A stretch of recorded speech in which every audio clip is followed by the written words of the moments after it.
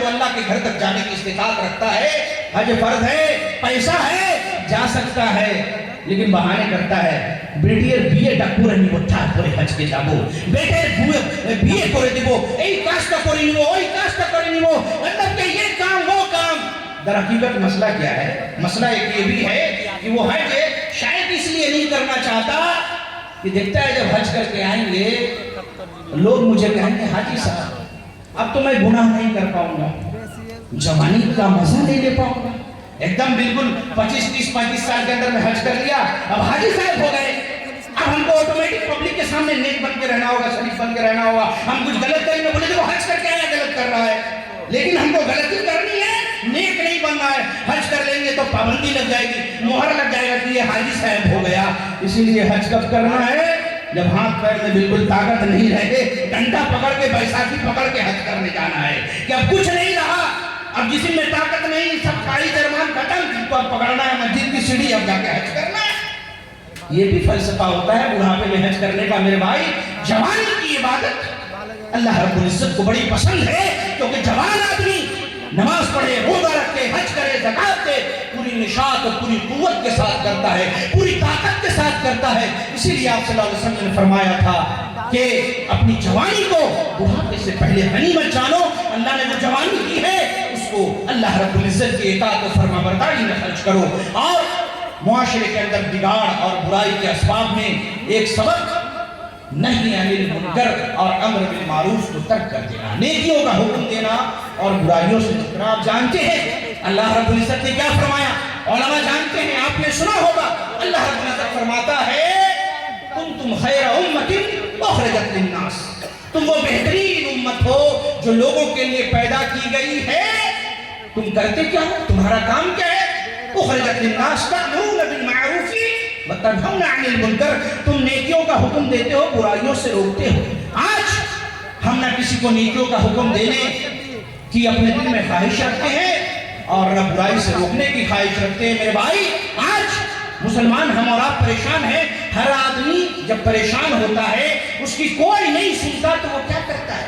وہ کیا کرتا ہے؟ آخر میں مسجد میں جاتا ہے، نماز پڑھتا ہے، اللہ سے دعا کرتا ہے۔ اللہ کے رسول صلی اللہ علیہ وسلم نے فرمایا لَتَعْمُرُنَّ بِالْمَعْرُوفِ وَلَتَنْهَوُنَّ عَنِ الْمُنْكَرِ، تم لوگ ضرور ضرور نیکیوں کا حکم دیتے رہو گے، برائیوں سے روکتے رہو گے۔ لَتَعْمُرُنَّ بِالْمَعْرُوفِ وَلَتَنْهَوُنَّ عَنِ الْمُنْكَرِ أَوْ لَيُوشِكَنَّ اللَّهُ أَنْ يَبْعَثَ عَلَيْكُمْ عِقَابًا مِنْ عِنْدِهِ، نہیں تو اس بات کا ڈر ہے کہ کہیں اللہ تبارک و تعالیٰ آسمان سے تم پر کوئی عذاب نہ نازل کر دے۔ ثُمَّ لَتَدْعُنَّهُ فَلَا يُسْتَجَابُ لَكُمْ، پھر تم دعائیں کرتے رہو گے، دعا کرتے کرتے تمہاری زبانیں ٹیڑھی ہو جائیں گی، چاہے تم خانہ کعبہ کا پردہ پکڑ کے لٹک جاؤ۔ ثُمَّ لَتَدْعُنَّهُ فَلَا يُسْتَجَابُ لَكُمْ، پھر تم دعائیں کرتے رہو گے، اللہ تمہاری دعا کو قبول نہیں کرے گا، قبول نہیں کرے گا۔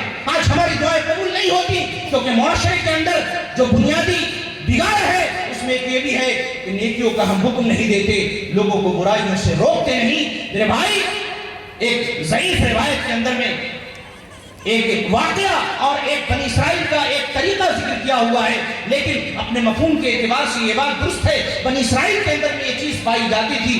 حدیث کے الفاظ ہیں کہ ان اول ما دخل النقص علی بنی اسرائیل، کہ بنی اسرائیل جو یہود و نصارہ تھے ان کے اندر جو پہلی برائی آئی وہ کیا تھی کہ جب ان میں کہا کانوا لا یتناہون عن منکر فعلوہ، ان میں کا کوئی ایک آدمی اگر غلط کرتا تو کوئی دوسرا اس کو روکتا نہیں تھا، اور اگر کسی نے روکا، کسی کو غلط کرتے ہوئے دیکھا، وہ کہتا تھا یا ھذا اتق اللہ دع ما تصنع، اے فلاں آدمی ڈر جا، اللہ سے ڈر، جو کر رہا ہے اس کو چھوڑ دے، فإنہ لا یحل لک، تیرے لیے کرنا جائز نہیں۔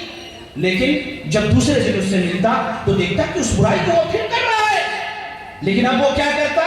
فلا يمنعه ذلك ان يكون عقيله وشريبه وجليسه، اس کے اس برائی پر قائم رہنے کے باوجود بھی وہ اس کے ساتھ اٹھنے بیٹھنے کھانے پینے اور اس کے ساتھ دوستیاں گانٹھنے سے باز نہیں آتا۔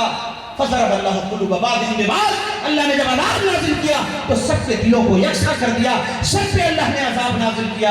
اس کے بعد اللہ کے رسول صلی اللہ علیہ وسلم نے فرمایا لعن الذین كفروا من بني إسرائيل وعيسى ابن مريم ذلك بما عصوا وكانوا يعتدون كانوا لا يتناهون عن منكر فعلوه. اللہ تبارک و تعالیٰ نے لعن الذین کفروا من اہل الکتاب، جو اہل کتاب ہیں بنی اسرائیل کے، اللہ تبارک و تعالیٰ نے ان پر نازل کی لعنت. اور لعن الذین کفروا من بنی اسرائیل علی لسان داؤد، حضرت داؤد علیہ السلام کی زبان، عیسیٰ ابن مریم کی زبانی. ان کا جرم کیا تھا؟ وہ لوگ ایک دوسرے کو برائی سے روکتے نہیں تھے. میرے بھائی، اگر برائی سے ہم ایک دوسرے کو نہیں روکے، ایک آدمی نماز نہیں پڑھ رہا، ہم اس نماز کی تلقین کریں. ایک آدمی سگریٹ پیتا ہے، بیڑی پیتا ہے، گانجا پیتا ہے، نشہ کرتا ہے، شراب پیتا ہے، جوا کھیلتا ہے، اگر ہم نے نہیں روکا کہ میرے بھائی یہ غلط ہے، اس کو چھوڑ دو، تو جس قدر وہ گنہگار ہے، اگر اللہ نے عذاب بھیجا تو اس عذاب کے شکار ہم بھی ہوں گے. تو ہمیں یہ چاہیے کہ ہم اپنے معاشرے کے اندر ان باتوں کو کے اوپر توجہ دیں اور ان کو دور کرنے کی کوشش کریں. لیکن ایک چیز یہ ہے کہ اس کا علاج کیا ہے؟ اس کا علاج یہ ہے کہ ہم اپنے ایمان کی تجدید کریں اور علم دین کا فروغ، مساجد کی تعمیر، مسجدوں کے اندر اگر تعمیر ہو رہی ہو بڑھ چڑھ کر کے حصہ لے، کیونکہ مساجد اللہ کے دین کے وہ محفوظ قلعے ہیں جہاں سے اللہ اور اس کے رسول کی باتیں بیان کی جاتی ہیں، جہاں آدمی اللہ کی بارگاہ میں آ کے سر جھکاتا ہے.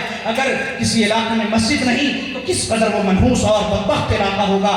اور اگر کسی علاقے میں مسجد ہو عالی شان عظیم شان، لیکن وہاں کے لوگ اگر نماز نہ پڑھیں، اللہ کی قسم قیامت کی تو وہ مسجد اللہ کی بارگاہ میں آپ کے خلاف شکایت کرے گی کہ میں خالی رہتی تھی، میری مسجد کے اندر میں صفیں بچھی رہتی تھی، چٹائیاں بچھی ہوتی تھی، لیکن اے اللہ تیرے بندوں میں سے یہ جو بستی والے ہیں یہ نماز پڑھنے کے لیے نہیں آتے تھے. میرے بھائی، صرف مسجد بنا دینا کمال کی بات نہیں، بلکہ مسجد کی تعمیر افضل ہے. جنت میں اس کے بدلے میں اللہ آپ کو گھر عطا کرے گا، بہت بڑی نیکی ہے، ثواب جاریہ ہے. قیامت کی صبح تک آپ کو اس کی نیکی ملے گی، مرنے کے بعد بھی نیکی ملے گی. لیکن کب؟ اگر آپ نمازی رہیں گے تب. آپ نے مسجد کی تعمیر میں ڈھیر سارا پیسہ دیا، خود بے نمازی رہے تو آپ کی یہ نیکی شاید کہ آپ کی کسی کام نہ آ سکے. اور ایک بہت ہی اہم چیز اس کو کہہ کر کے میں اپنی گفتگو ختم کروں گا کہ ہمارے اندر معاشرے کے اندر محبت، اخوت اور بھائی چارہ، ایک دوسرے کی درد اور پریشانی کو دیکھ کر تڑپ اور بے چینی پیدا ہونی چاہیے. آج ایک مسلمان بھائی کسی پریشانی کا شکار ہے، ہم اس کی ہیلپ کرنے کے لیے تیار نہیں. اگر کوئی آگے بڑھ رہا ہے تو اس کا پیر پکڑ کر کے ہم کھینچتے ہیں. اللہ رب العزت نے اپنے نبی صلی اللہ علیہ وسلم کو جو اصحاب عطا کیے تھے، جو صحابہ کرام تھے، اس کے اندر ایسے کتنے واقعات ہیں جو سچے واقعات ہیں کہ صحابہ نے کیسے ایک دوسرے کی مدد کی.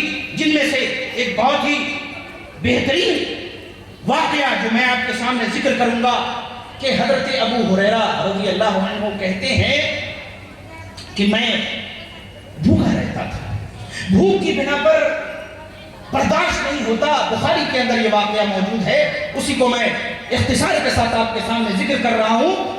کہتے ہیں کہ جب میں بھوکا رہتا تھا تو بھوک کی بنا پر میں زمین میں پیٹ کے بل لیٹ جاتا تھا تاکہ پیٹ میں درد نہ ہو. بھوک کی بنا پر اپنے پیٹ پر میں پتھر باندھ لیتا تھا.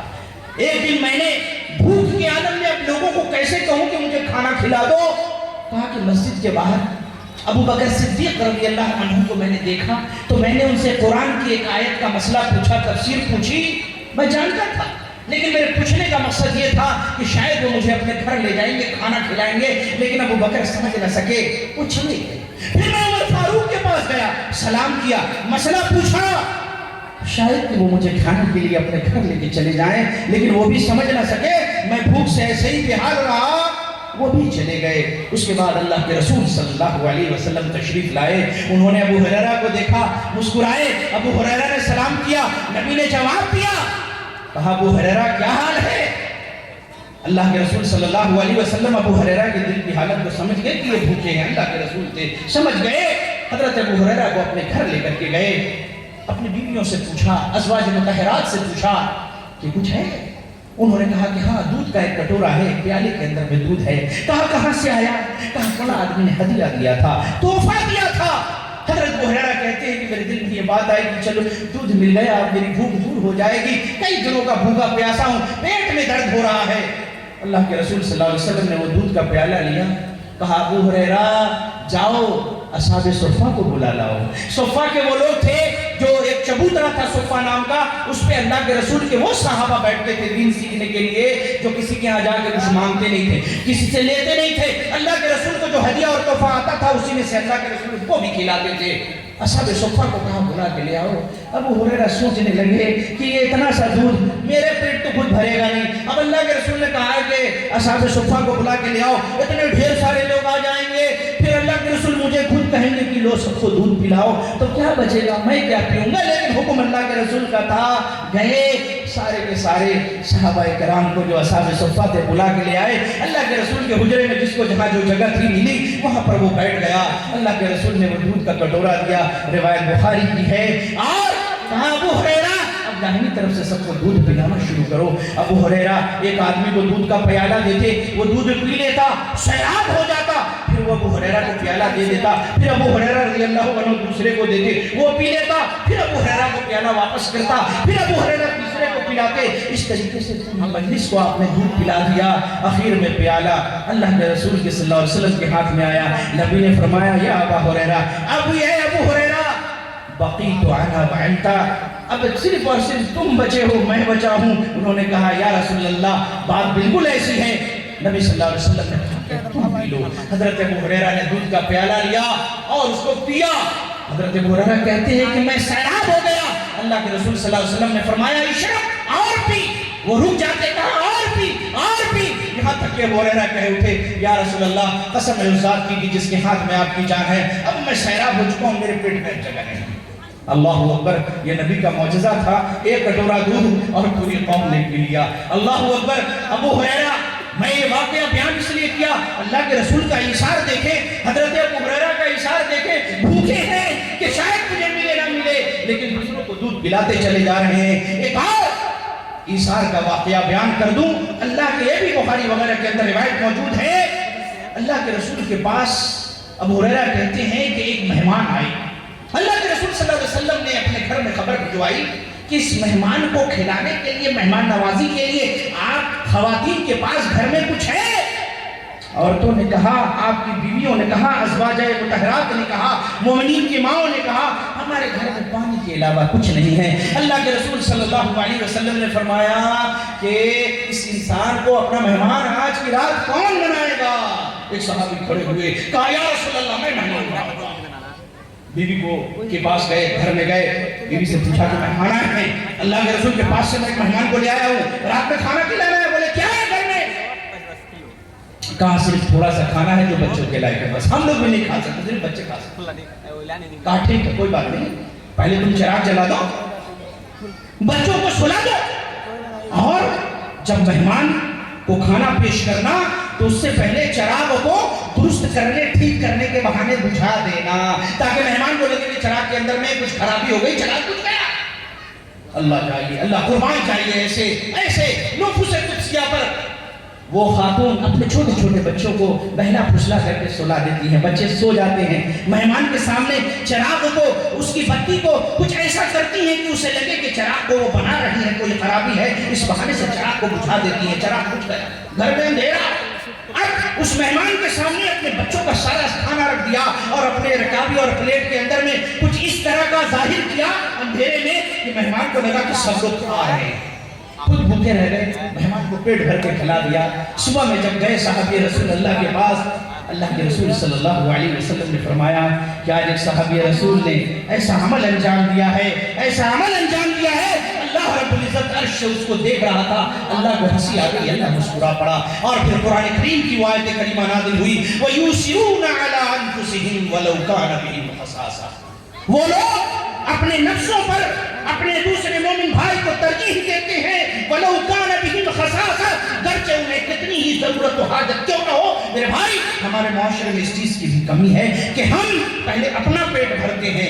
اگر ہماری تنخواہ 10,000 ہے، ہم سائیکل پہ چلتے تھے، 25,000 ہو گیا موٹر سائیکل لائیں گے، 50,000 ہو گیا 4 چکا خرید کے لائیں گے، پہلے ہم 100 روپے میٹر کا کپڑا پہنتے تھے، اللہ نے مال دیا 500 روپے میٹر پہنیں گے، 5,000 میٹر کا کپڑا پہنیں گے، پہلے ہم 500 کی گھڑی پہنتے تھے، اللہ نے اگر مال دے دیا 5 کروڑ کی گھڑی پہنیں گے، جتنا مال دیتے ہم یہ سمجھتے ہیں کہ یہ جو مال اللہ نے دیا ہے یہ مال اس لیے دیا ہے کہ صرف ہم اپنے اوپر اپنے فیملی کے اوپر خرچ کریں. نہیں میرے بھائی, آپ کو اللہ نے جو مال دیا ہے آپ کو اپنے اوپر تو خرچ کرنا ہے اعتدال کے ساتھ, فضول خرچی نہیں کرنی. بقیہ مال کو اللہ کے راستے میں اپنی مرضی اپنی ثوابدید سے خرچ کریں. ایک واقعہ ذہن میں آیا, میں آپ کو بتا دیتا ہوں. حضرت